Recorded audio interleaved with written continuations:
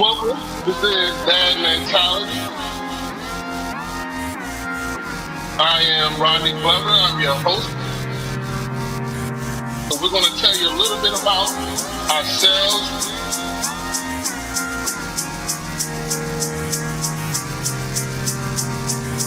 So that's all. You'll definitely learn more about us as this podcast goes on.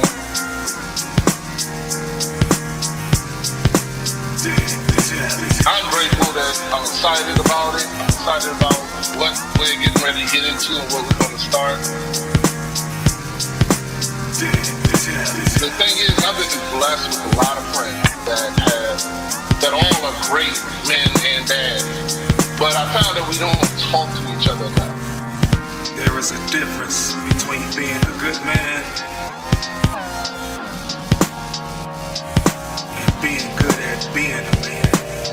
He was about all these motorcycles, all these cars, everything I can think of, I wouldn't change a thing. Like some things you look at me like, wow, but honestly, man, I wouldn't change it. We experience and those things, ultimately make us who we are. That's what I believe. Like,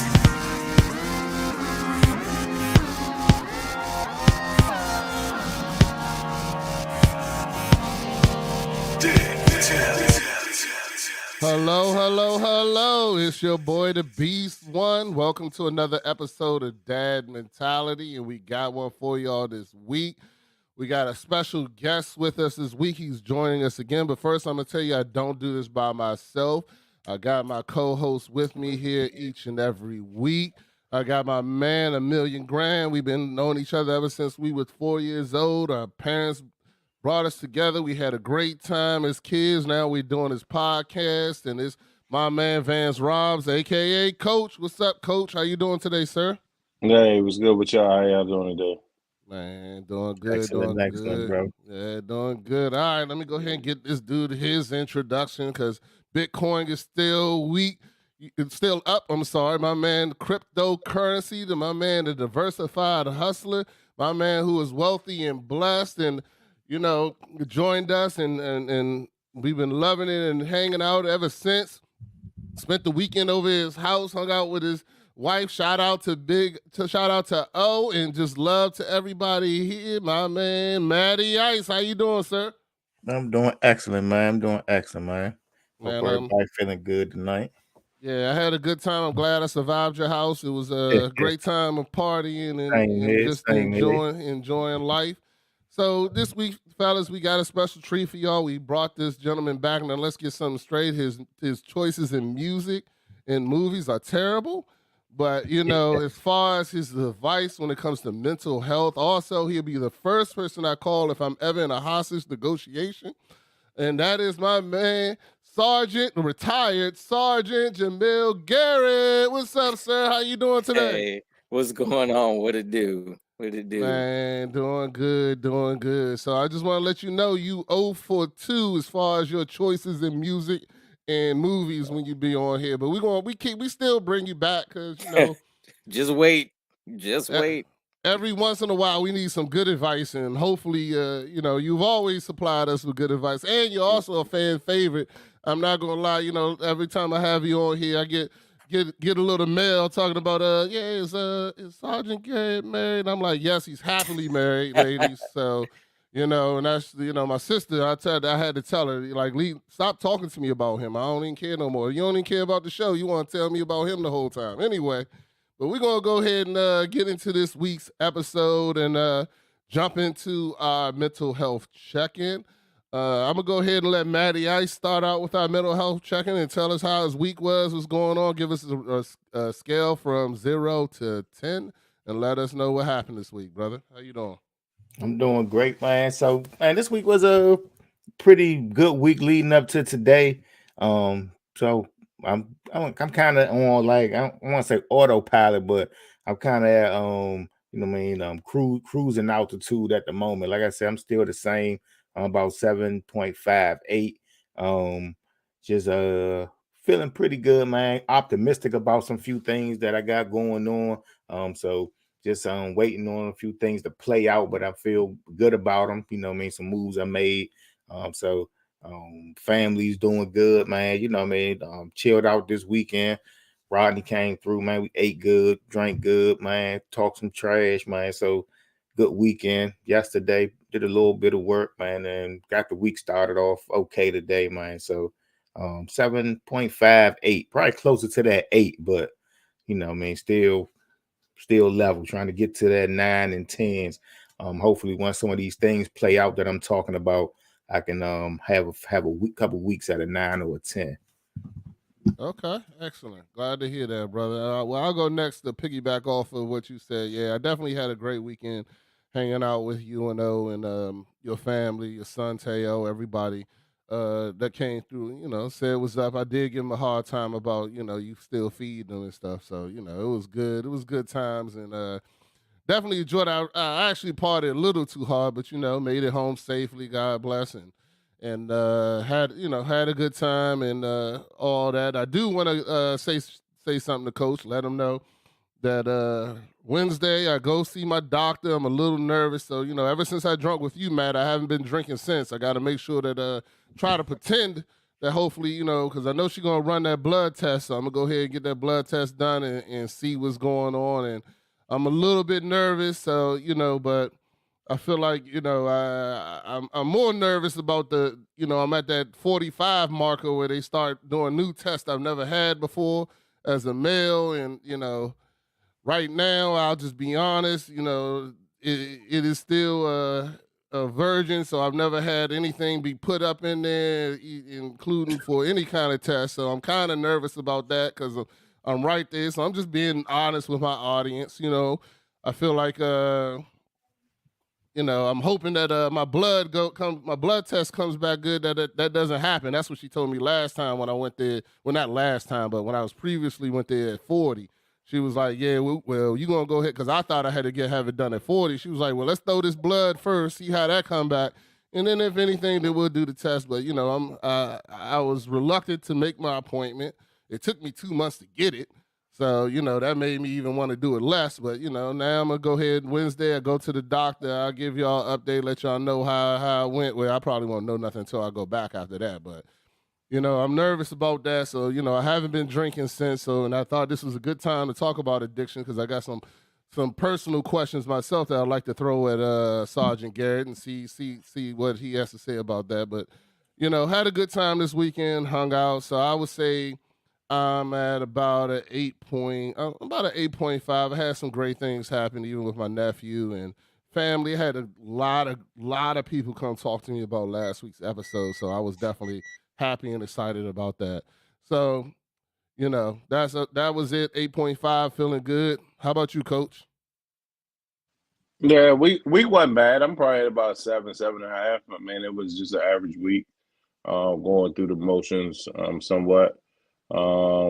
Had a pretty stressful Tuesday, Wednesday, and Thursday was a little tough at work, just because of what I got going on this week. But it all was settled, late Thursday night, which was a good thing.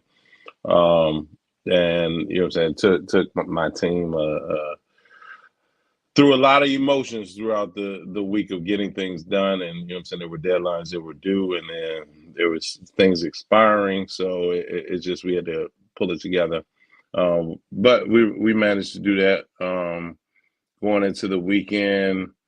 But it wasn't really all that bad. The weekend didn't. I mean, it rained all day yesterday, so that was kind of a damper up here. But other than that, I mean, it was just a normal, run through the motions week. You know what I mean?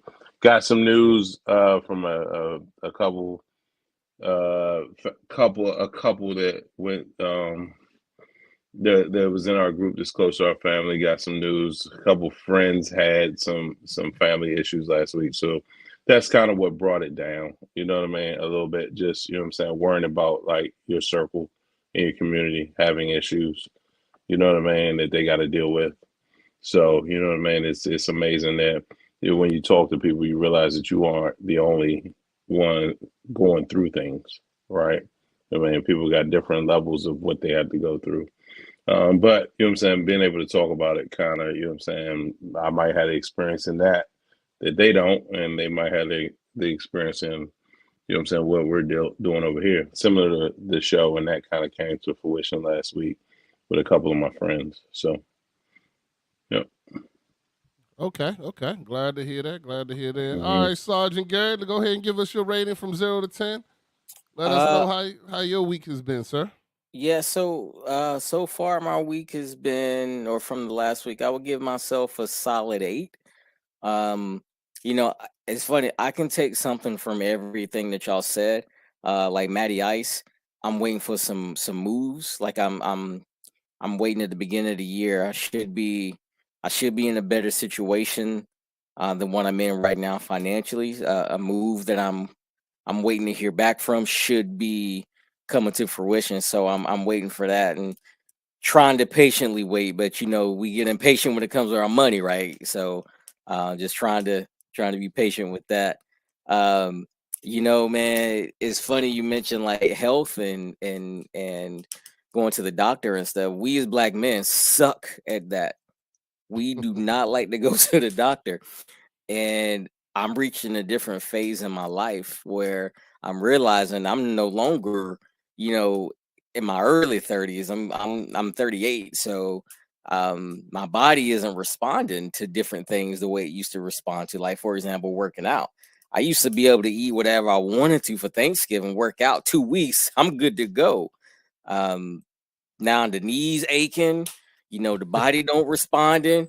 You do a hard workout, it takes you about 2-3 days to recover. So I'm coming to terms with this new phase of my life, but I'm also thankful that I'm living to see it and that I'm still able to be reasonably active and chase my kids around the house and we want to go. I can beat them in basketball, so still blessed to be able to do those things.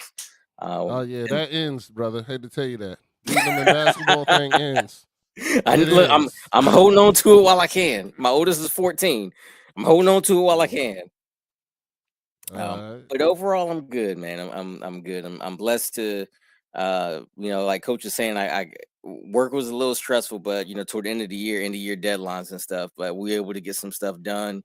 Um, I help clients and stuff, so got a few of my clients graduated last week, so I was real proud of them. So it was good. I'm at a solid 8. Okay. Excellent. All right. So I also going to ask you about this book we still waiting on. Man, You look, know, so we've been patiently waiting here. We all got our Amazon gift cards waiting, and wanting to know when we going to buy this book, man. I know, right? So it's Christmas. The book is on CPT. Okay. It's on. Nah, you know what happened? Look, what had happened What when had I happened was, yeah, when I initially retired, I had about 2 months where I was like, all right, I ain't gonna work. In that 2 months, we traveled a little bit, did some family time, went on field trips with the kids. My wife had a nice little honey-do list for me, so I had to knock all that stuff out.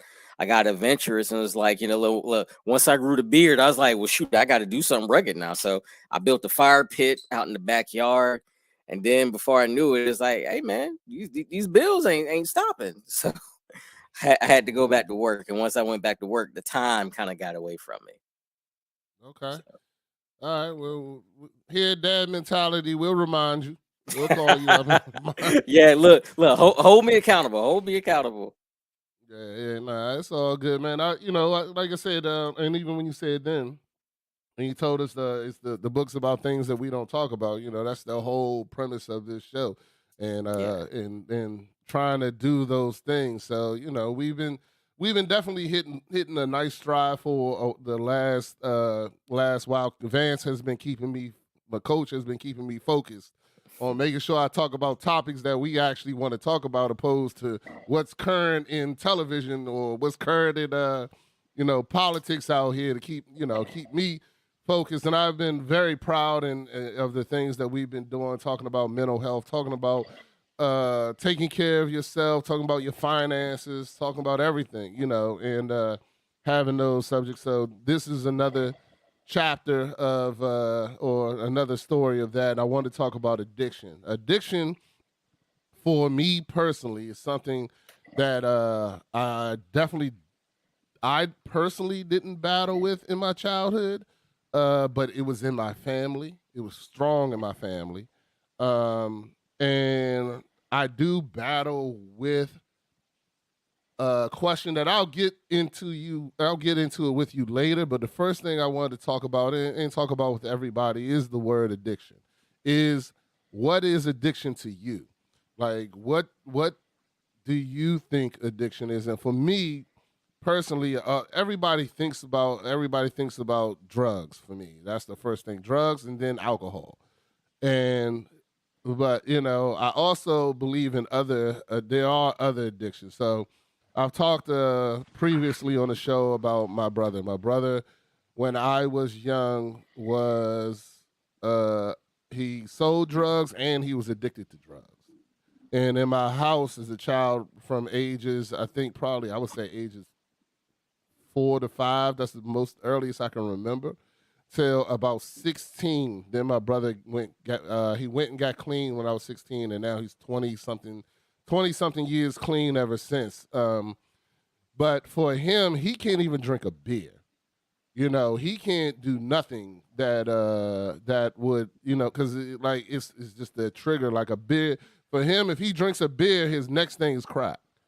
And that is something, that I want to talk about, because a lot of people don't have that kind of personality or whatever the case may be. But addiction to me is when you can't control yourself. There is no control. Like you can't even, a lot of people can dabble across the line and come back or this, that, and the other. And addiction to me is when you can't even dabble across the line. Like you can't even touch that line. So, Vance, Coach, Matty Ice, what is addiction to y'all? I mean, I think I agree with you. Control is the first step, right? You know what I mean? I think that there's levels to addiction. You know what I mean? There's you know what I'm saying, your personal addictions and addictions that impact others, right? So, you know what I'm saying, but it all does boil down to control. So if you know what I'm saying, it consumes you, to me, to where it's impacting others, I think it's something that that you're addicted to, right? You know what I mean? In a negative manner, right? And I gotta say impact others in a negative manner, because you could be addicted to something that's impacting others in a great manner, right? Like discipline, right? You know what I'm saying? So there's good forms of addiction and bad forms of addiction. So you know what I mean? The addiction that you know what I'm saying most people think of are the ones that impact people in a negative way. But what about the addictions that impact yourself in a negative way, right? Like your thought process. You know what I'm saying? Like what you're thinking about yourself. You know what I mean? A lot of people, you know what I'm saying, are addicted to not even praising themselves, loving themselves, and all of that stuff, because they're so worried about what everybody else is thinking. So I think it's inward, and I think it's outward too. So Okay, Yeah. Matty Ice. Yeah, definitely like that, Coach.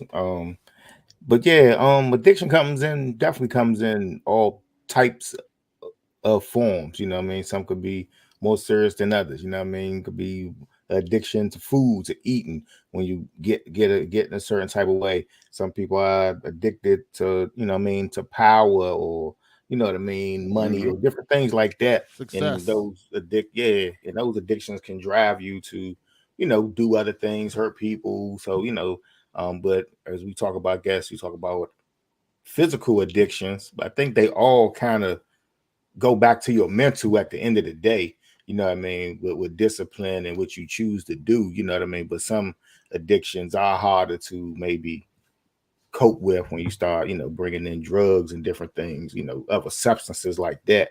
So, and when you do deal with those type of addictions, you definitely need some type of help if you're not able to kick it yourself. I know some people who've been addicted to cigarettes, and they can kick it like that. If they once they decide to, they can stop. You know what I mean? Like some people can decide and can do it. Then there's others, for whatever reason, want to stop, but you know what I mean, need a little assistance, you know what I mean, to be able to stop that addiction. Because if you've been doing something for a number of years, it's going to be harder to stop something that a bad habit you just picked up maybe a year ago. You know what I mean? So addiction is definitely serious, and I believe everybody got them, whether you want to admit to it. Everybody got some type of addiction in their life, whether it's a good one or a bad one. You know what I mean? Mm-hmm. You know what I Okay, mean? I like that. I got it. That's a good question. Well, first I meant to say this too. Let me also put the disclaimer out there that this show in no way are we giving anyone medical advice, medical or telling you what to do in your situation. We're just a bunch of guys talking on here and giving our opinions and having a discussion. But in no way are we telling you that these are the answers. So just letting you know that now, anybody who's listening, just in case. And Sergeant Garrett, so what is what's the, I guess, the clinical term of addiction, and what is the what do you see out there and feel with Yeah. addiction? So clinically, addiction is a compulsion or a behavior that you have that you struggle to give up, you feel compelled to use, and it causes negative consequences in your life. So that can be a behavior, that can be a substance. Um, it could be anything. And you are right. There are levels to it. The Diagnostic and Statistics Manual of Mental Health Disorders, version 5, it rates different levels of addiction as mild, moderate, and severe. So, in order for something to be an addiction clinically, I always tell clients, you got to have three things. You have to be compelled to either use the thing or do the behavior. You have to struggle giving it up. Like, you may want to stop, but it's a struggle to actually stop. And then it has to cause negative consequences in your life. So as a clinician, that's what I'm looking for when I'm doing any kind of substance use disorder assessment. I'm looking mainly for those three things, and then we're going from there. To kind of paraphrase it, though, to maybe look at it a little bit differently, it was said everybody has had an addiction at some point. Absolutely right. You're absolutely right. We That was my have. next question. Yeah. So a different way of looking at addiction is a failed attempt to solve a problem that causes more problems. When you really think about it like that, why do people drink? Why do people smoke? Why do people work out? Why do people have sex? Why do people eat? The things that people get addicted to is some attempt to solve some kind of problem. It comes down to three different categories: numbing, avoiding, or coping. That's one category. Seeking pleasure is another category, and then the third category is relief of pain. So whatever anybody uses, whether you have an addiction to it or not, it falls into one of those three things. So the problem that you're trying to solve falls into one of those categories. Addiction comes in, it's a failed attempt to solving those problems because it's addiction. It's going to cause you more problems. So with that being said, hell, man, we all have had an addiction to something at one point or another in our lives. Yep. Wow. Now I never thought about that. Never thought that everybody has. I mean, at some point, you put it that simply. At some point in time, everybody does have. Usually, because you have a problem and you have a coping mechanism. Correct. And that coping mechanism, I guess. I mean, but can it be? So all right. So what? I guess when that coping mechanism then becomes negative, also, that's when it can be it. Because what about now? I'm just throwing something out there as we're having this conversation. What about church? What about going to church? And because some people they feel they have a problem and then they go to church and they want that to be a solving. But can church be addiction that you're then doing it? I don't know. I'm just thinking about it. This is something I just thought about. I mean, would it? Well, he did say it has a negative effect. So if church ends up having a negative effect, then maybe. But if it's making you, feel better, then that you could be addicted to it. Could have drove you there, but it could be an addiction. But I guess does addiction have to have a negative effect? And that's but by your definition, it does. Yeah, for something to clinically be an addiction, it has to have some kind of problematic effect. But I'm gonna throw this out there with church, right? The concept of church is about service. some people, we all know people in our lives. Like, look, we all black folks. I got a lot of Southern folks in my family and everything. I grew up in the church. How many of us got people who try to pray everything away? Instead of going to the doctor, we're gonna try to pray it away. And you try to tell them, like, God made the doctor. God made the doctor to help you. So at that point, it is causing some negative consequences in the person's life. So it could be anything. It could be anything. One of the trainings that I went to, I'm sorry, go ahead. No, I was just saying, because I also want to clear up. I definitely go to church and think church is a great thing. I'm not trying to I'm not trying to say anything negative at all. It's just something that popped into my mind but I do believe, like you said, to pray away or they still use church as a crutch opposed to using it for what it is and never dealing with the problem. Sometimes that happens, but that could be anything. Anything could be that, you know what I'm saying? And that's video avoidance. games could be that, because I mean, I'm not gonna lie, I play video games because I don't want to deal with whatever's going on in my mind, and when I'm playing, I don't have to deal with it at that moment. So, would I say I'm addicted to video games? I don't know. I got more things I probably use worse than video games. So, just throwing that out there, and just curious to that whole that's like television. That's what I say why people watch TV. It's just to get your mind off of thinking. You know what I mean? So you mindlessly watch TV just to get your mind off of the other thoughts that you may have. You know what I mean? So it's like you said, that could be an addiction, scrolling on this phone all day long. You know what I mean? So we do a lot of stuff just that like mindlessly take us out of actual thought. You know what I'm saying? But those addictions would be considered mild in your opinion, Sergeant Garrett, or so what determines the level, mild, moderate, severe, is the severity of the consequences. So something with the phone most of the time is going to be mild, not too much consequences there. But when you talk about people who are so addicted that it literally is driving them from like living their life, like for example, there was a dude, I believe it was in Hong Kong about 5 or 6 years ago, who literally died in the cafe, like a video game cafe. This is literally playing video games, was neglecting his health, not eating, not drinking, and eventually died. That's the severity right there. That's pretty severe. Now, granted, that's like outside the norm, that you're not going to have too much of that going on in society. But what makes it more severe, and what makes drugs or mind altering or mood altering substances so severe when it comes to addictions, because they literally are changing your brain chemistry. So then you're looking at more severe consequences, health consequences, physical consequences, mental consequences. So okay. So what is so you already kind of went through the different types of addiction. In just your professional, what's the most common? Like, what are the most common issues that we as a people or as Black men have or deal with?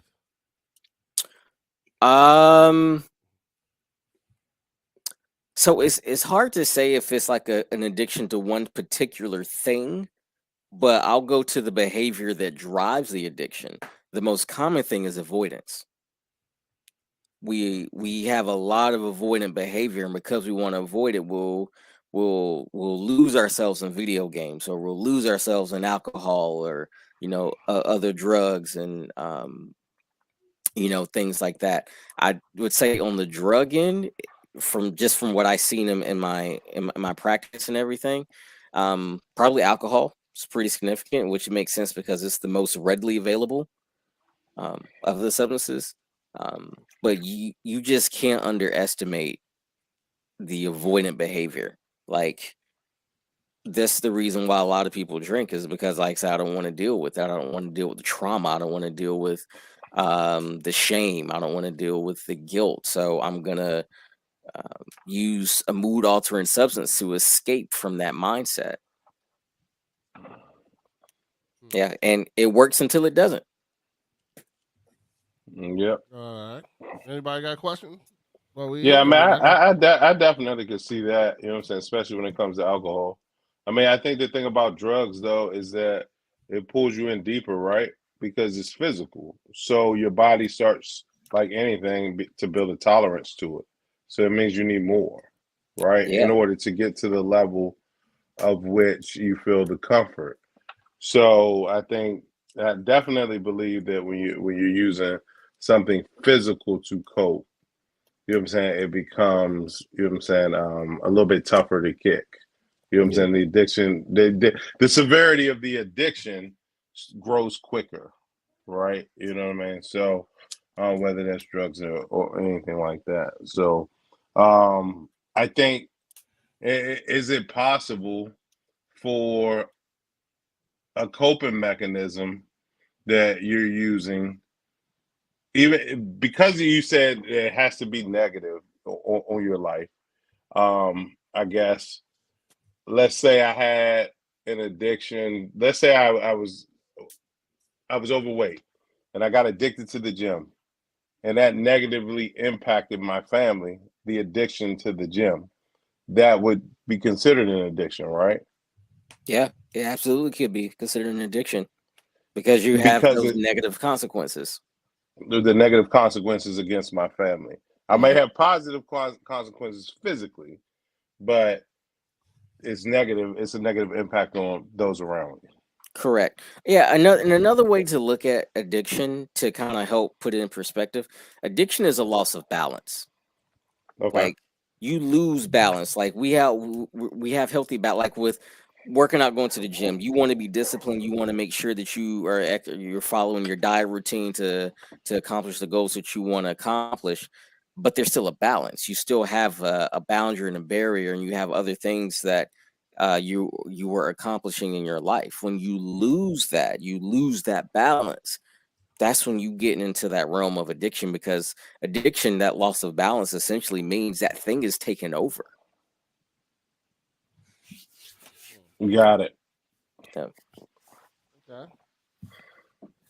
So I just want to go over just some of the notes because we've kind of talked about it, and just let me know if you're wrong. And this is just some of the different things that they talked about you could be addicted to put it out there. So one is sex, another one is pornography, which I kind of thought is almost in the same realm, but I guess it could be definitely different. Nicotine, gambling, eating, working out, even success, phones, and shopping was another one. And I was like, well, that's the case. I know what my wife's addicted to, because she definitely loved to go shopping. But when is the difference between just something you love to do and you're addicted to it? And you're saying because that's when the balance comes in.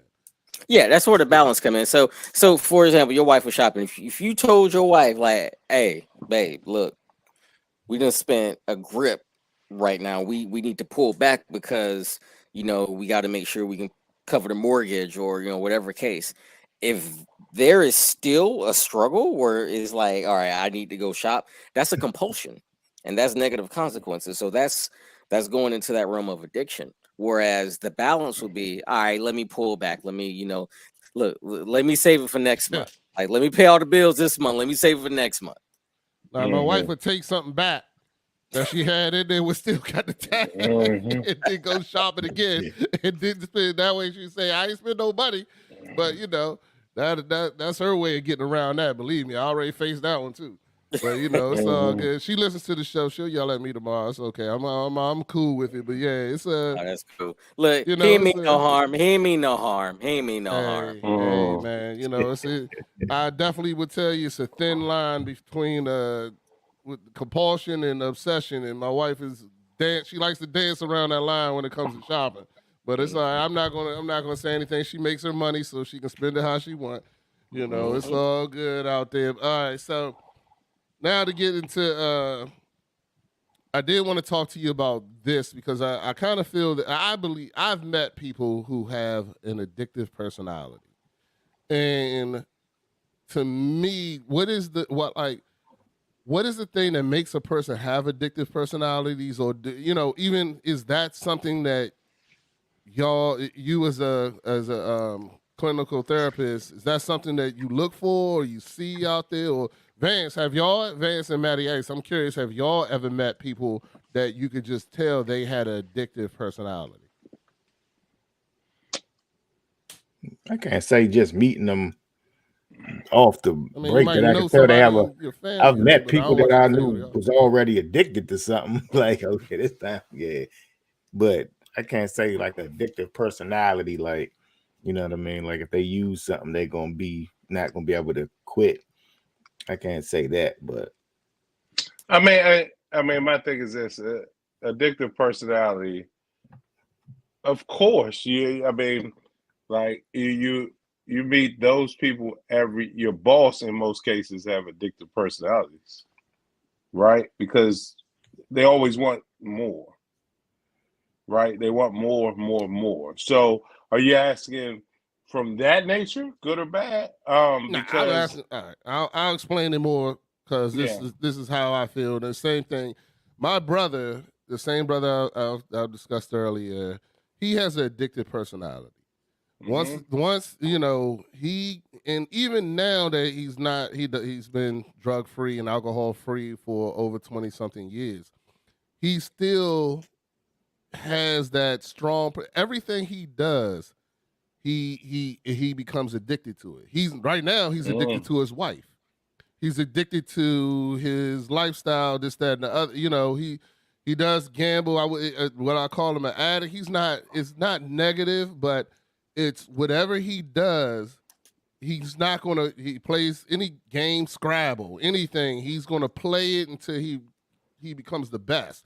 It's always that you know, he can't just go out and just have a good time. You know what I'm saying? Like, if he learns a new game, he's going to learn everything about it until he becomes the best at it. Like, whatever the case may be, get obsessed with something. it Like, gets obsession. yeah, he gets obsessed, and it becomes a very, you know, no matter what it is, it seems like. And this is just me looking out. I don't know. Maybe I'm right. Maybe I'm wrong. But to me, with him, that is his personality. Like no matter what it is, especially if it's. I mean, it's now. Thank which could God be great everything's positive. in No, I'm some not saying instances. that. I'm Yeah. you know I am saying now it is in a positive way. But everything he does, he gets obsessed. It's not ever just, you know, simple. You know what I'm saying? And I don't. You know, that's why I'm asking, because I'm curious to is that type of personality the type of personality that a lot of people have, or is that just a thing, or he's just unique? Maybe I don't know. So I'm curious. I got that personality in some ways. I would say, like, get obsessed or like gotta know something. Like once I learn about something that piques my interest, like I go like literally all day, weeks, and just like go down a rabbit hole watching YouTube videos, Googling something, reading the article on it. You know what I mean? Like then I'll get like kind of obsessed with it. You know what I mean? So I don't know if that would call it a addictive personality, but I can be like that when it comes to something. Like once like something new, I'm on it too. You know what I mean? I literally consume every piece of information that I can find on it. You know what I mean? Like a sponge. Just keep trying to find more info on it. Till you reach that point of satisfaction, though. That's the thing. Till you reach that point, you're like, all right, cool. I know what I need to know, so now I can move on. I can progress with, Usually because executing it's whatever plan something I'm I'm trying to doing. do. You know what I mean? Or something that I want to do. I'm researching something. Like that's how I got involved with crypto, and then now that's just been an ongoing thing. But now it leads to like a new project is somebody talking about. So then I need to find out all the information on it. Is this something I want to invest in, learn more about? You know what I'm saying? So then I'll just go on a deep dive about it. So yeah. It is definitely about, you know, something that you learn about, you get enough information on it, then you move on it. But you know, I have definitely met people that have that type of personality with that Matt is speaking of, especially obsessions with things. Like when they see something new, I've had friends that have every new thing that they see about making money, they jump on and they got to do it, and they invest in it and they go, and it's almost an obsession that negatively impacts them, right? Yeah. You know what I mean? Because they're wasting their money trying to do the research on what's supposed to be making them money, right? You know what I mean? And I've also had friends in the opposite that just dig down rabbit holes just to do it, just as a satisfaction thing. I got a really good friend that's all about history, and I'm talking about just like crazy history, like the history of knives or something.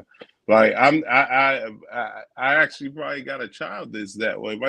My one daughter, she knows a lot of information about things that to most people would not matter.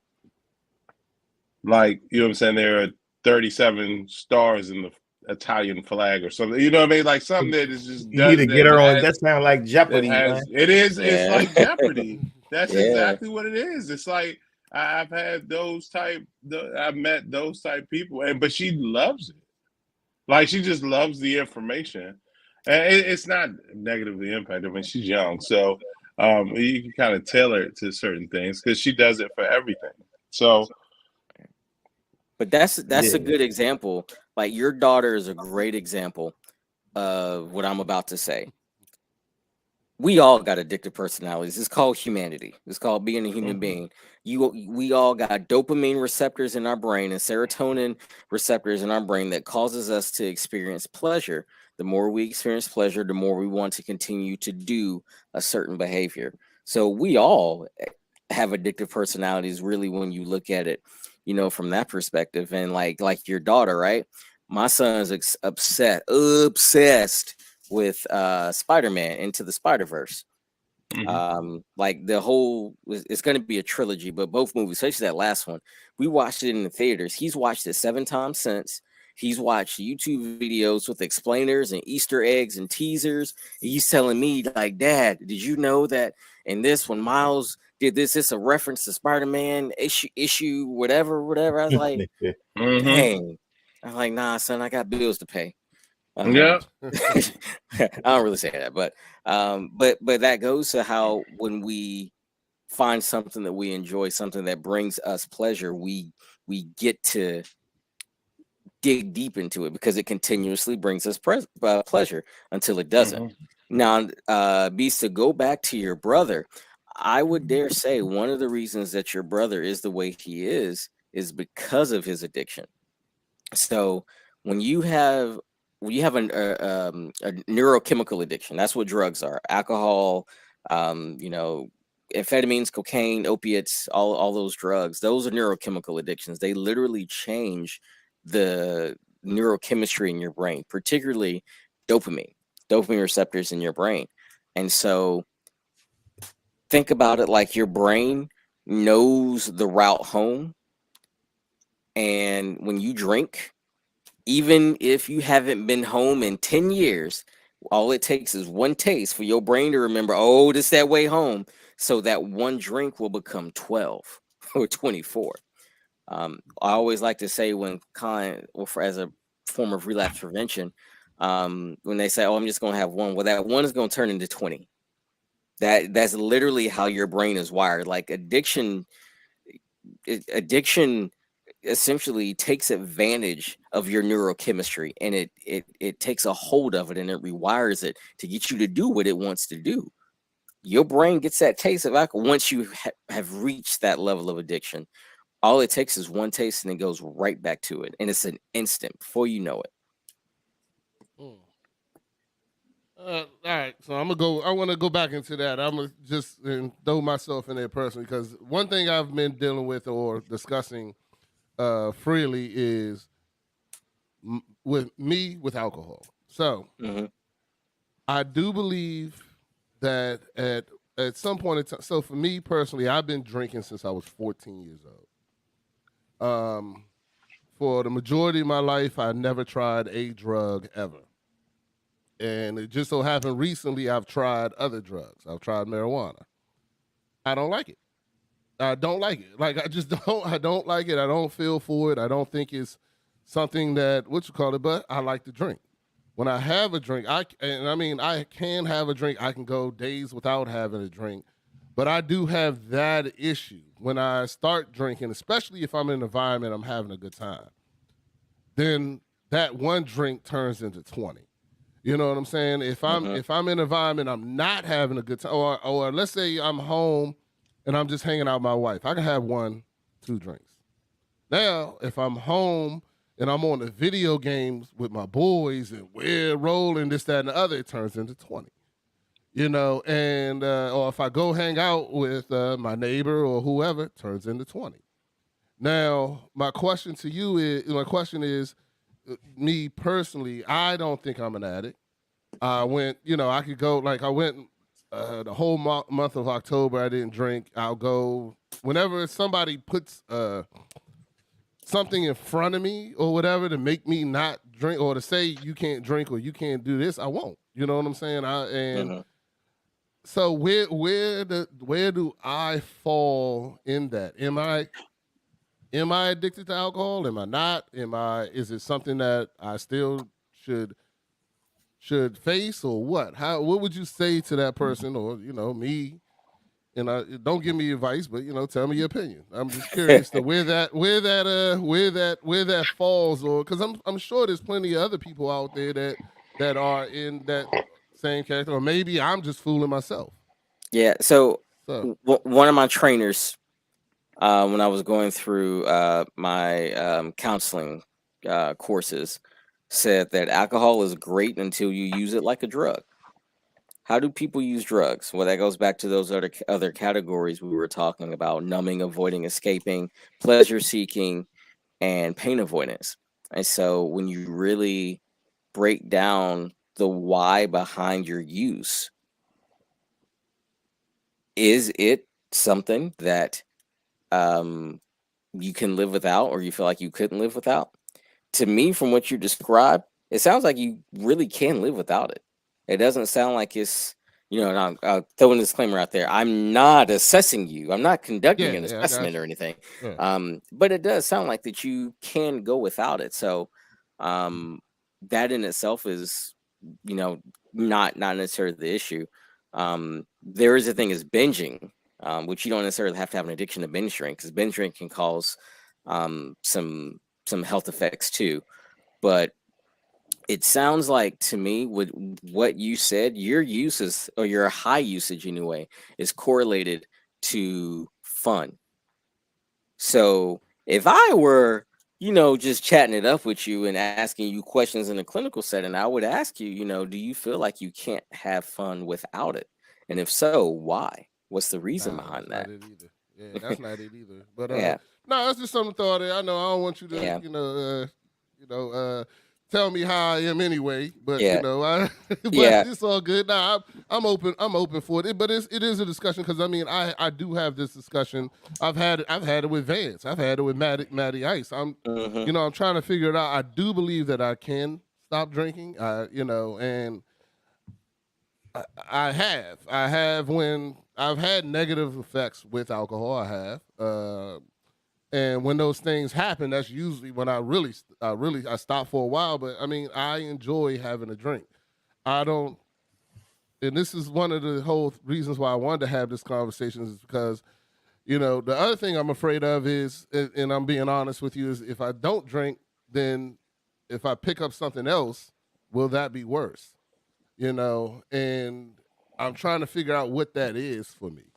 So, it's just something throughout there. Hey, I am looking forward to talk to somebody about it. I do want to say that to anyone. If you're even struggling with it, in the fact that you're having a conversation with yourself and your family about it, then, it is something that you need to talk to a professional about. And I am one of those cases. And definitely don't want to use the show as the place to really, discuss it, because, it is what it is. But it is something that I struggle with. I believe everybody struggles in their own way, and like you said, in different things, until it becomes a negative effect, which I don't feel it is a positive effect either. So I have that in my mind. So I'm working on it. Y'all keep me in your prayers, and anybody want to reach out to me and talk about it with me, I'm definitely willing to talk. And and have that discussion. But we'll get back to the conversation and everything. So now my next question is, what is a functional addict? So can you believe that a person can be, I've met people that I would put in that category as functional addicts where, I've met them doing harder drugs and they still get up for work. They go to work until they get that paycheck. And then after that, you may not see it for 2 or 3 days or whatever the case may be. But, what is is that an actual term or because we're all addicted to something? Are we all functional addicts? But before you answer, hold on. I want to get Matty Ice's and Coach's opinion on it. Before you answer, and what do you think about that? Or even me talking about this alcoholism, am I a functional addict? So, Vance, Coach, Matty, go ahead, whoever. Anybody want to jump in and just talk about what do you think? Is there a functional addict? I definitely would say so, because you got a functional addict, like you said, who may drink, they may go to work and be drunk every day, you know what I'm saying? But they do a good job until something does happen, or somebody does find out that they drunk at work every day, and then they lose their job or something happens, you know what I mean? Or something may never happen. So you do have that type of functional addict. But then, you have the other addict who you see, man, if you live, anywhere in our area or in DC, that the addiction has got the best of them. You know what I'm saying? So they have fallen from grace. You know what I mean? They out on the streets or whatever. So they are no longer, functional addicts. The addiction is taking hold. So I guess you can definitely say that, you can be a functional addict again, because you can be addicted to everything. Somebody might not even know what your addiction is. You know what I'm saying? So yeah, definitely. I mean, yeah, the thing about it is, but you can be a functional addict, but you still are coping with something, and you still, if it's not impacting you negatively, according to the definition, are you an addict? It could be affecting you negatively, but you still functioning. Like, it could still be affecting you negatively while you still functioning. Yeah, I mean, I got you. I understand what you're saying. I understand. Yeah, it could. You saying, I understand that it could be still impacting you negatively, maybe physically, right? But if it's not impacting nothing else around in any manner, and you haven't lost control. I'm saying it could be like I said again, like with work, you may still be showing up to work, but that don't mean it's not affecting your performance. It's affecting you in other ways, but you just it ain't hit the fan yet. You know what I'm saying? And then eventually, your addiction could cause something to hit the fan. That's what I'm saying. Like you might be functioning for a while, but then that's like when you say something is functioning, is it functioning at 100%? Like, it could be slowly degrading. Now it's only functioning at 75%. You know what I'm saying? So it's still functioning, but it eventually may break though. Yeah, I'm tracking what you're saying. Like, you're going down a path of destruction, right? At some point, it may not be destroyed at this point, but like for instance, if somebody's addicted to nicotine, the path is themselves, right? You know what I'm saying? Because that's who's going to impact the most. Exactly. Right. Yeah. You know what I'm saying? So you could be functioning smoking cigarettes. Exactly.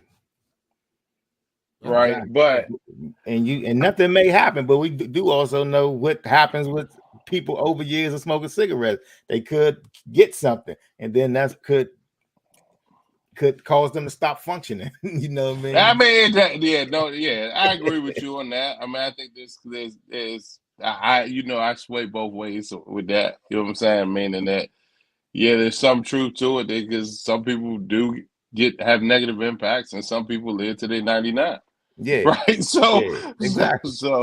I agree with you 100% on that. That you can be a functioning addict depending on what you're addicted to.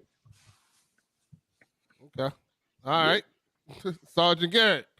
Yeah. Sergeant Garrett says it's funny because when we talk and Sergeant Garrett sits there with the clinical psychology face, like I'm not gonna show any emotion, whether they're right, wrong.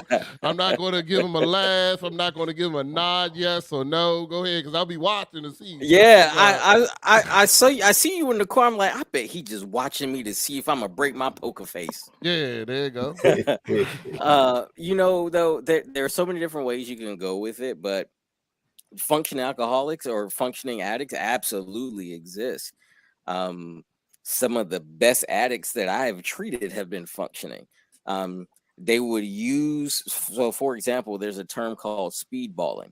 They would use something like an opiate, which is depressant. It kind of slows you down. And then to kick them back up, they would use some kind of stimulant like cocaine or something else. And you would never know. In fact, what's the movie? Denzel movie. He was a pilot. Flight. Flight is a perfect example of that. y'all seen that? Yeah. Yeah. So remember at the very end, right before he had that hearing, when he had relapsed and he binged all that alcohol, and then they came in, they gave him some cocaine, and he was just fine at the hearing. You never knew it. Yeah. There are a lot of people who do that, and they know the science. So let me say this also: addicts are some of the smartest, most creative people I have ever seen in my life. When I worked in the DOD prison, and some of the stuff that those folks came up with, like, who thinks of doing that?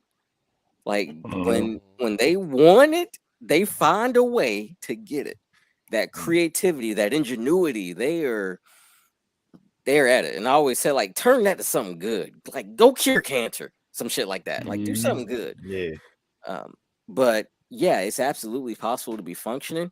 But like you said, Coach, it's a path of destruction because, again, like in every case, it is going to end in pain. Addiction begins in pain and is going to end in pain. So you're functioning until you're not. You know. Nah, I get it. Hey, Yeah. I mean Agreed. that's basically what I feel about it. I said. All right. Y'all fellas got any questions or anything y'all want to bring up or discuss? When dealing with somebody with an addiction, like, what's the best way to approach it? That's a good question. That is an excellent question. So a lot of people want to go the route of separation. Separation works as a certain extent. So what I mean by separation is you use or you leverage your relationship to try to elicit some kind of behavior change with the person. Like, if you don't stop or if you don't go to rehab, I'm leaving, I'm taking the kids, or we're cutting you off. That only goes so far. One of the best things that you can do for a person who's in addiction is to stay connected to them with boundaries. That's the most important part. With boundaries, hold them accountable to boundaries, but stay connected to them, because there's all kinds of studies and experiments about how some people get addicted and some people don't. Isolation is highly correlated to addiction. So staying connected with them while still holding them accountable, still maintaining your boundaries. Like, I can love you from afar. I can love you without giving you money. I can love you without paying your bills. And I'm still going to stay connected to you and show you love, but I'm also going to hold you accountable. You said you was going to stop. You didn't stop. You said you were going to go get help. You didn't go get help. One of the best things that you can do is hold that person accountable, have those boundaries, but still stay connected to them. Because, again, isolation in the long term is detrimental to recovery. It's detrimental to sobriety. I can see that.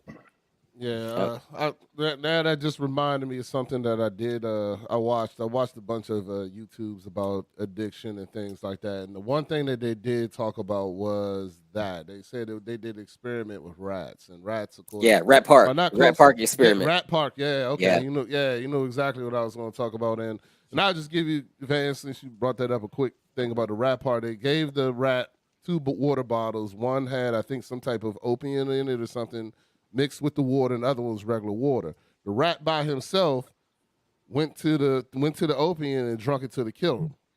Then they built what was called Rat Park, where it was basically, amusement park for the rat where he could do all these other things, and he had other rats with him and stuff like that. So he had people, he had family. He can go, rat bang and whatever the rat wanted to do. And it turned out that the rat did not drink the opium after that. It was cool. It had, it was having fun, doing whatever it wanted to do every day, blah, blah, blah. And they said that the rat ended up drinking, like rarely ever drinking the one that had the opium in it, and the one that didn't, the water, and they survived and lived a happy rat life. And they said that correlates with us as people that, we need that sense of being with the person or having fun or engagement. You know what I'm saying? That the most dangerous thing that can happen to a person is being by themselves, and I guess that goes into depression. Or what is that exactly what you was just saying, Sergeant Garrett, about the whole thing? About Pretty much. the isolation is basically now. Usually, are a lot of addicts in that isolation realm? Is that something that is like a huge, I guess, common denominator a lot of the times? I know everything is not always the same, but Yeah, if it's not necessarily a cause of the addiction, it definitely makes it worse. It definitely exacerbates it. Because you got to think, especially like I work in a residential treatment facility, so they live there. So, if you want to put levels to it, the American Society for Addictive Medicines, I work at, it goes up to a level, goes up to level 4. I work at a 3.7, so I'm pretty high up there. But a common denominator is they've alienated their families, they've alienated their social supports, and so a lot of people, don't want much to do with them. And especially when they're sober, and this is where it goes down to the whole numbing, avoiding, coping thing. When they're sober, they're reminded of how lonely they are. So they'd rather use to not think about those things. Mm. Yeah. But, you hit the key on the head when you said that we need socialization. Always when I'm teaching groups of people, or when I'm, telling my clients, I always remind them, you're not a tiger, you're a lion. Tigers are solitary creatures. They can kind of survive on their own. We as human beings aren't like that. We need a pride. We need social groups. We need social structures to operate in, and we have to contribute to that structure. So that makes us more like lions in a pride rather than like tigers. And so addiction, that's why I was saying addiction is a failed attempt to alleviate a problem or pain. A lot of the pain that people have is due to the isolation that they have, which is why I got mad respect for you in this podcast, because, brother, you were doing a hell of a job of bringing people out of that isolation, having these hard conversations that people don't normally talk about. You're only as sick as your secrets. So just like putting it out there. Hey, I like that. Okay. All right. Matt Ace, did you have anything you want to ask? No, I think he kind of covered. I was going to say something, but then he kind of just went into it right there. I know. I talk a lot, man. I talk a lot. It's definitely. Yeah, So I got another question. My question is this: is that what does relapse prevention look like? Because I've addressed the addiction. I've got help. I've got back into, regular life. How do I prevent going back, one? Or to Rodney's story earlier, how do I prevent not creating another habit, like obsession with something else? Like Rodney was saying, his brother now is obsessed with being the best Scrabble player as opposed to the drug. How do I rebalance chemically? Hey, that don't sound like a bad trade-off, though. I'm not saying it is. I'm not saying it is. I use myself because that's what I was afraid of. Because I'll be honest with you, I stopped drinking for like 6 months, And then that's when I started experimenting with weed. And when that happened, and then I didn't like it. I'll be honest, I did not like smoking weed. One, I couldn't function with it the way with alcohol, because I would be the next day I would sleep for 2 days. Like I wouldn't get up. I wouldn't this, that, and the other. And I didn't. And I wasn't smoking a lot, but it just didn't have the same, I guess, dopamine effect for me personally. Yeah, two different. So, but then next thing you know, I was like, well, shit, I want to try mushrooms. Now I want to try this. And then after that, I was like, you know what, fuck that. I'll just go back to drinking. Like I'm not even going, like I don't even want to do that, because it wasn't giving me the same, I guess, effect I wanted. You know, it was giving me something different. And don't get me, you know, I'm not bashing, it's to each his own. I got my own addictions, you know what I'm saying? So, but I just didn't get it. I didn't get it, didn't like it. And, you know, then I stopped and was like, you know, but then I was worried if I go back and I stop drinking again, you know, will I end up finding a worse habit? Yeah, but did you ever find out the cause of what's pushing you to look for something else? That's what. Yeah, that's like you always Boredom. going because it's habit. So sometimes you do have to Boredom was replace the it with reason. something. You know what I mean? I was sitting there because it's what he just said. It's isolation. Well, it wasn't just isolation. I was just bored. I wanted to do something. Like, I wanted to go out and have a good time, you know? And I'm not saying I couldn't, but, you know, it's just like, shit, if I'm not drinking, I guess I feel personally like, you know, if I go out and hang out with my boys, I want to drink. I want to have a drink. I want to have a good time, blah, blah, blah. Can I have a good time with my boys without drinking? Absolutely, I can. I'm not knocking you for that. I'm just saying, is it something else that was driving you to look for another habit? You understand what I mean? Was there something of that nature in play, right? Right. So I think, Coach, what you're trying to say, don't let me put words in your mouth, but I think I'm picking up what you're putting down. Why use something outside of your body to help regulate how you feel on the inside? Yes.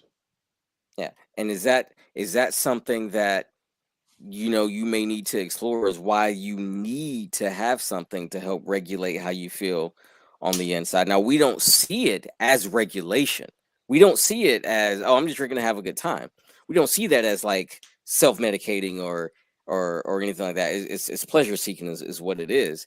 But you got to think about it, and you got to remember how our brains operate, how we as human beings are, how we form habits. Every time we form a habit, that habit gets much harder to break because we feed into it every time. And it gets to the point to where, just like probably with you, I would imagine with the alcohol piece, you can't associate hanging out with your boys without drinking, or at least it's hard to associate without it, because they kind of go hand in hand. No, I mean, I hang out with my boys and don't drink, but typically because liquor is so readily available, like where are we going that there's not liquor? You know what I'm saying? So that's where it really becomes an issue. Like if I go somewhere, like, you know, I hang out with my boys at work, I'm not drinking at work. You know what I'm saying? Or if I hang out there, I'm not doing it there. You know what I'm saying? Or whatever the case may be. Definitely social. So it's But I mean, but then the social lubricant. But still, to go back to Coach's question, which is because and once again we're going back into that other comment. You know, my liver is fatty. I'm going to the doctor. The doctor says your liver is fatty, so I got to stop drinking. You know, that's why I stopped for 6 months. So that was the reason why I stopped for 6 months, because I went to the doctor that told me my liver was fatty. I was like, all right, well, I'm gonna stop drinking, and I did. But then I started getting bored. I was like, yo, I'm bored. And now weed is readily available. So I tried it. And it was my first time. It was my first time ever trying. I never smoked it as a teenager, never smoked it as a child, never. Because of my childhood with my brother, because of him doing drugs. I never smoked anything. So I tried it and did not like it. And I really feel like the reason why I don't like it is because I still associate it with those days back when I was young. I still associate, because I even decided I definitely hated the smell of it and everything on my body, this, that, and other. So then I tried edibles, and none of that shit, I just don't like it. It's just not me. You know what I'm saying? So I don't know. I'm just and I'm just throwing this out here as a conversation because now I'm about to go back to the doctor. I'm sure she's going to tell me my liver's fatty again, and that now I got to stop drinking or whatever the case may be. But I mean, there's a lot of people, and like you said, what does relapse look like, and how do you stop yourself? What do you have to do in order, if you're in that relapse stage, to try to not relapse? Right. I think I was talking to you earlier about how when I was working, I was like, man, I got to write another book now. I do work with my patients. We call it PASS work, PAS. Relapse prevention looks like PASS: purpose, accountability, and self-love. So use an analogy real quick to break it down. If life is like a journey, you are going to need a map on that journey. That's your purpose. When you live, walk, breathe within your purpose, it's going to minimize the need to cope, the need to pleasure seek, the need to avoid, the need to relieve pain. Because again, to go back to what I was saying about how human beings contributing to a community and having that socialization, it literally feeds us. Like it releases serotonin, not so much dopamine at that point, but it releases serotonin. Really, when you look at serotonin, is much more closely tied to depression than dopamine is. That's why the main drugs to treat depression are SSRIs, selective serotonin reuptake inhibitors. When you're releasing serotonin, you don't need the dopamine. It's like a hit, but it lasts longer.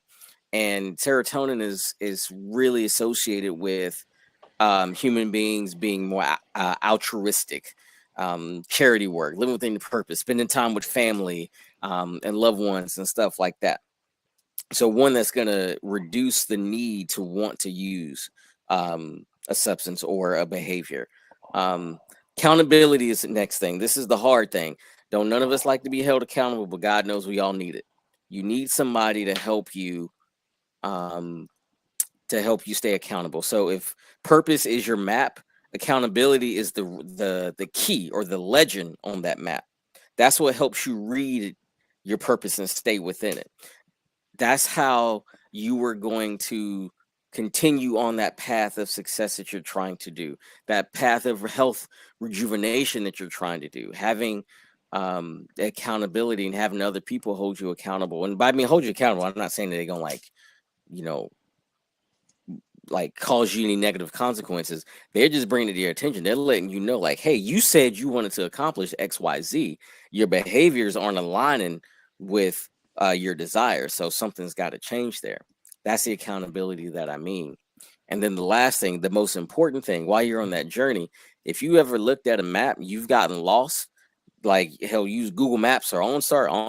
Man, OnStar will have you in the middle of a parking lot somewhere. If you ever done that and you just straight up lost, you need a compass. Compass is going to always point to true north. When you know where true north is, you can always find your way back to the path. And that is the most important thing. The S, that is self-love. You got to love yourself enough to know yourself. Knowing yourself is important. Knowing your triggers, knowing your insecurities, knowing your vulnerabilities, knowing your shortcomings so you can work on them. But also loving yourself enough to do all the other things. Without self-love, man, you can't have purpose. Without self-love, you can't have accountability. Without self-love, it's hard to show up for your family as the best version of yourself. You too busy trying to, you're doing two things. You're either being the martyr, where, oh, woe was me, everything is bad. You're playing the victim all the time. And we all, that's so annoying. You want to slap the heck out of people when they do that. But then the other side of that, that's what you got your narcissistic folks who they're so insecure about who they are. They project airs of perfection. Like everything I do is great. Everything I do is perfect. You can see through that. But not to get too deep in the philosophical world with it, but relapse prevention and relapse work really looks like you living within your purpose, doing the things that you're supposed to do, finding out what it is that you're supposed to be doing. Otherwise, you're just gonna be adrift. You just waking up, going to work, coming home, being miserable. It's like you're living, but I'm sorry. It's like you're alive, but you're not really living. Mm-hmm. Yeah. So that's what I always tell my clients, man. You got to find joy. You got to find purpose. You got to, if you don't love yourself, you better get to loving. Or else you going to go right down that road. Hey, 100%. I definitely believe in that. Self-love is something I'm not lacking, so I'm going to go ahead and say that out loud. That's good. But hey, it was a good conversation. I appreciate your time. We're going to get ready to get into the after topics. I do want to say, a few things. Like I said, this is us talking once again, and I'll have Sergeant Garrett go ahead and at the end of the show talk to you. If anybody out there, if you're having an issue, or you can tell them now, if you're having an issue, you really feel like you're struggling with addiction and you need help, get help, man. Like, that's for real. Get help. And, talk to somebody who loves you. Talk to somebody about all these things. And Sergeant Garrett, what would someone who finds himself in that addiction realm, who wants to get better, what should be their first step? I would say start with your primary care doc or your doctor. Start with them. Let them know what's going on, and then they'll refer you. They'll refer you to a professional who's going to do an assessment. They're going to use that book I described earlier, the DSM, the Diagnostic and Statistics Manual. They're going to do an evidence-based assessment on you, and then based off the results of that assessment, they'll create a treatment plan. But starts off with getting the professional help from on the medical side, because you really want to make sure that your health is good to go too. Okay. All right. Well, I appreciate your time. We're gonna get into these after topics and have a little fun here, and we talk some heavy stuff, so we try to lighten it up a little bit at the end and have some good time. So this week I decided to since we're talking about addiction and drugs, to talk about some of the TV and movie drug dealers or addicts or whoever that, for instance, everybody always talks about Scarface, Tony Montana.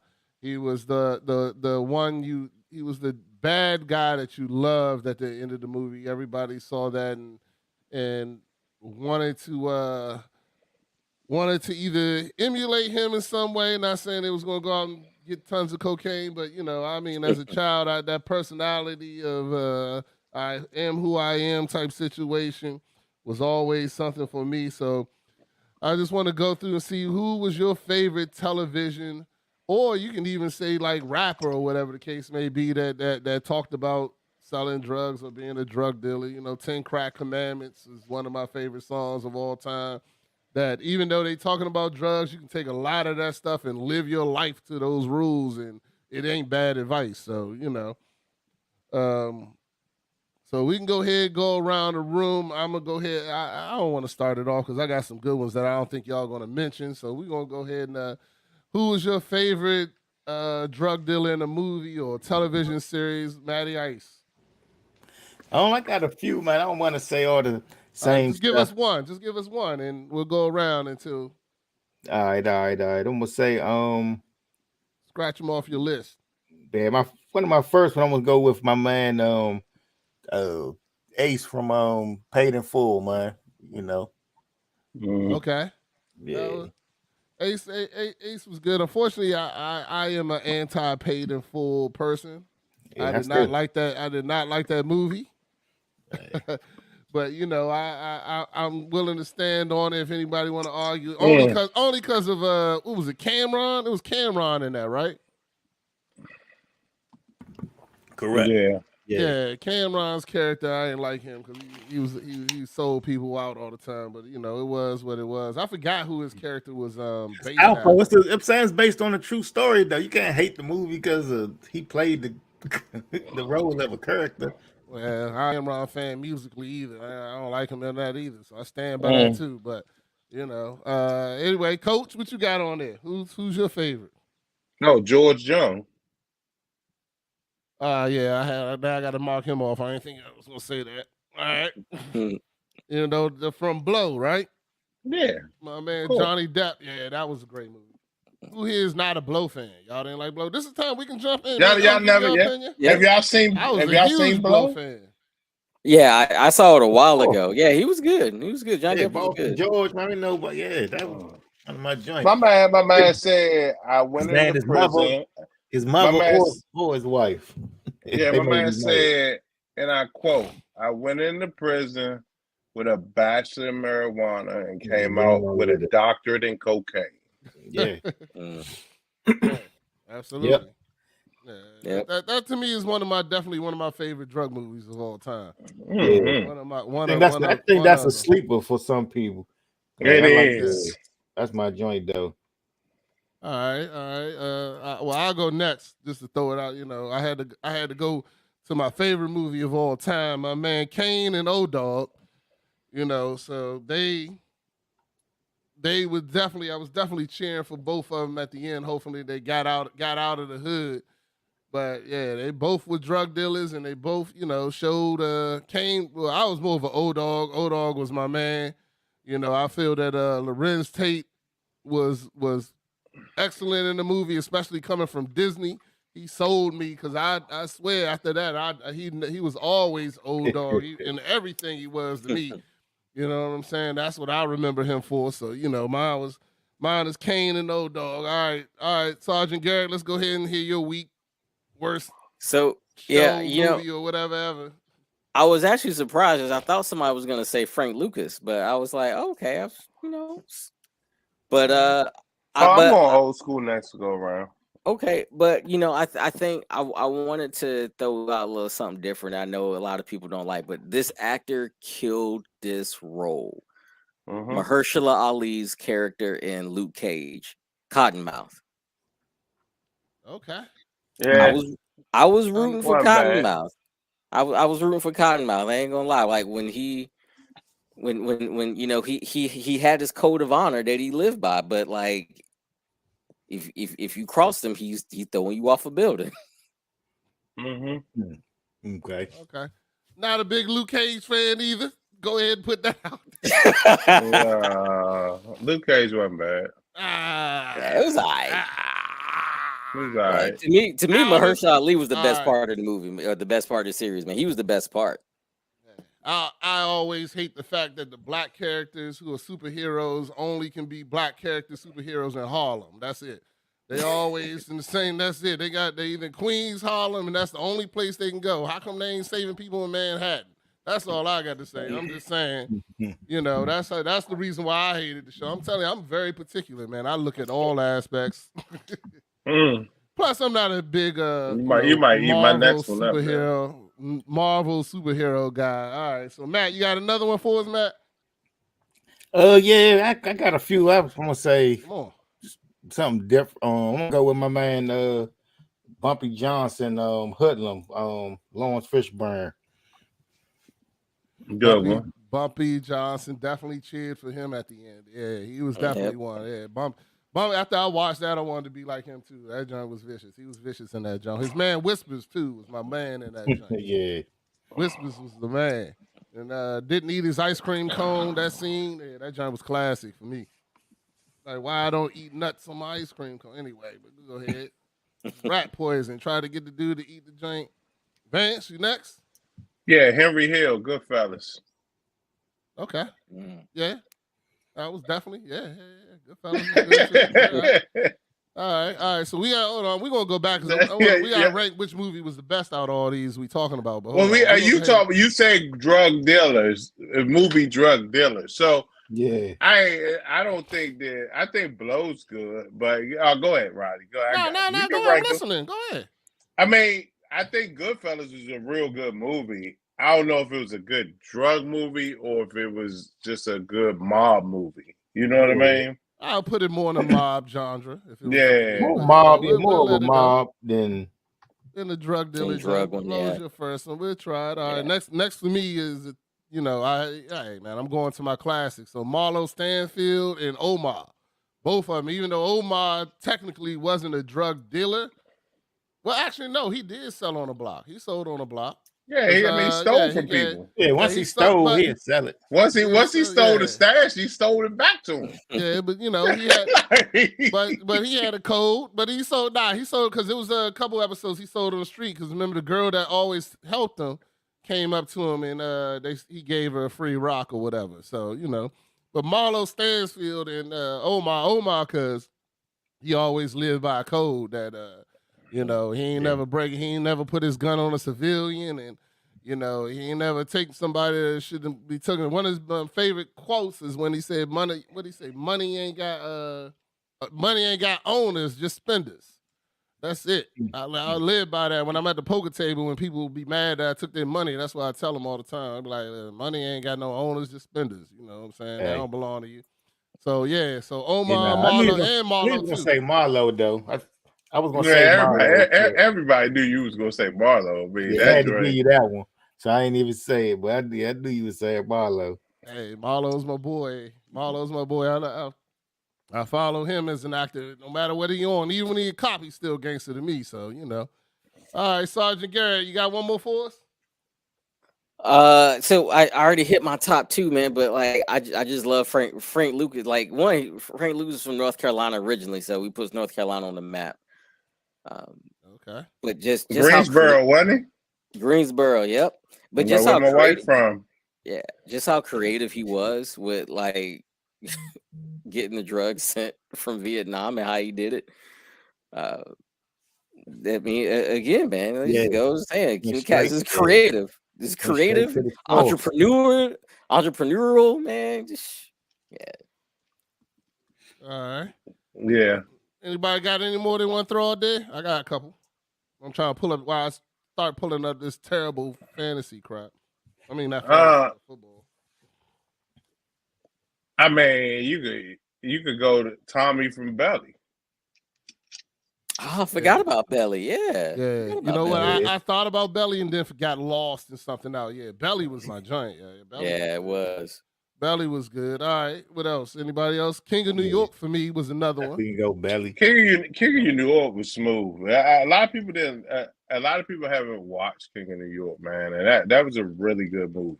Oh, excellent movie. Hell yeah. King of New York was another one for me. But I mean, all right. So let's say we gotta take a quick vote. We done talked about all these movies. What's the number one drug movie? If you had to put your vote in, what's the number one drug movie of all time? Movie. I mean, yeah, it's got to be movie. We got to keep it in one song. Yeah. Got to be movie. Yeah, it's got to be movie. Got to be movie now. So for me, I'm gonna go ahead and say it's gonna be. Oh, we forgot about Boys in the Hood. I guess I don't know. I guess Ice Cube was a drug dealer in the jump. But you were saying like who you would want to do something like, but I wouldn't. Yeah, I'd go with more of the Frank Lucas, the Bumpy American Johnson Gangster. type. Yeah, type characters or Boston Joys, like they had empires, like they was. Like they was on a whole nother level. They could have ran Fortune 500 companies, you know. Yeah, they could have. Yeah, that's why I'm gonna go with Blow. Is my opinion. Blow is the number one in my opinion. We talking pure drug movies, because even like Menace to Society and those, you consider them more gang movies or more than drugs. They weren't running. Oh, we forgot. How did everybody forget New Jack City? I ain't forget. Now I gotta change that. I ain't even think. I forgot all about that. I ain't think about Nino. I mean, I thought about it. But New Jack City is gonna be my number one now. I changed it. You think so? New Jack City was definitely in my number one. Yeah. Really? Yeah, man. Yeah. The problem. Let me tell you the problem with New Jack. All right, I'm listening. They never showed. He ain't bring them drugs to the city, bruh. They never showed the supplier. They never talked about the story. They showed how he ran the empire, but they never showed the supplier, bro. And that's your problem? Yeah, I mean, I got brought because Nino Brown wasn't the main guy. Like, I mean, he was the main guy. He was the main guy in the towers that took over the towers. Frank Lucas was the main guy. The guy from George Young was them bombers were the ones flying it in, bruh. Like Yeah. when we talk, Okay. Nino Brown Nah, I got you. was buying from Frank Lucas and George Young. He still built the drug empire. Let's call it spade a spade. Yeah. You're right. He was the middleman in that situation. He wasn't the top guy. I get what He you're was saying. not. I can respect that. I can respect that. All right. So you're saying American Gangster. I'm saying Blow. I think you're saying Blow. Okay. I like Blow. I agree Blow with is a Blow. better movie to me. Yeah. I thought it was too. Yeah. I like Blow as a movie better. Mm-hmm. Yeah. All right. So I guess that Mighty Ice opinion don't matter at this point. He outnumbered. So I guess Blow is going to be the winner of that particular conversation. So now we're going to move on to these terrible sports picks. Once again, my bank account is going lower. And unfortunately, I don't feel comfortable giving Sergeant Garrett my selection for this week, but I will because he can't do any better than he can't do any worse than I'm already doing. So, I feel like I'm gonna go ahead and we're gonna see what's going on. So Sergeant Garrett, I don't know if you noticed, every week we pick 5 games that we pick the winners. I bet the money line $20 on that. So it's not nothing excessive, it's not nothing that will hurt my family or be you would call an addiction. Yeah, So you can feel safe with. in doing it. You can feel safe giving your opinion. I don't want you to, But if it's wrong, then I'm going to charge you clinically. And you might want to find out who his team is before you give him this much power. I'm just letting you know. He's from North Carolina, so it can only be two teams. And look, the worst record in the league. The team with the worst record in the league right now. Oh, well, we already know. Yep. Well, it's all right. I mean, being a clinical psychologist, you don't lead people because they make bad decisions. So I guess he just stays with them, hoping that one day that they will relapse and become a good team. But but I can't blame them because I'm with a terrible team too. So it's all right. Look, you got to be patient to work in this field. So look, I have patience. Okay. Yeah, I hear you. All right. Well, I think you're just glutton for punishment, but it's all right. We're gonna go ahead and keep going. I'm trying to pick the easiest games you can pick this week. That's every week. I did. I've been trying it every week, bro. It's not my fault. The Vikings scored 3 points last week, and beat the Raiders. No, what you? Yeah, that game was terrible. Yeah. I can't do that. They was about to go to overtime 0-0. 0-0, bruh. I can't do nothing about that. All right, so here we go, man. Do you want to kill it? We can kill it early because there's 3 Saturday games. We can just go ahead and get the torch out of the way, and maybe you can rebound on Sunday. You know what I mean? Because there's a Thursday night game and 3 Saturday games. So if you want to get it out the way, we can get it out the way. Man, just pick the easiest game so I can try to win some money this week. All right, so the Vikings are at the Bengals. That's an easy pick. It's only plus 3.5. Yeah, but the Bengals, Josh Dobbs is terrible, bro. All right. Think about this. They had negative passing yards in the 4th quarter against the Ravens because they had more he got sacked more yards than he actually threw the football. Yeah, for 2 weeks. That's 2 weeks in a row that's happened. So what's your pick, Coach? My pick is the Bengals. Yeah. Okay. They're going 2 Cincy's. All right. Sergeant Garrett, I guess you don't got to pick on this one because they're letting you free. Go ahead. Who's next? I don't know. Sergeant Garrett might want the Vikings. Go ahead. I ain't want the Vikings. I ain't even picking this next game. I'm trying to keep it easy. The Bears at the Browns. And don't say the Bears are good because they won last week. They beat Detroit last week. Okay. All right, we'll start with Sergeant Garrett. I want to hear his terrible opinion so I can hold it against him next week, even though yeah. I'm going to go with the Browns. They got they got a better record. And Yeah, All right. Browns better defense. I'm going Yep. Browns. I agree. decent line from what I Yep. see anyway. All right. And Next. this should be an easy one. The Falcons at the Panthers. Look. Falcons battling for playoff contention. By the way, just thought I'd let y'all know. Look, so sometimes you gotta be a little crazy. I'm gonna go with the Panthers just cause. Going Falcons.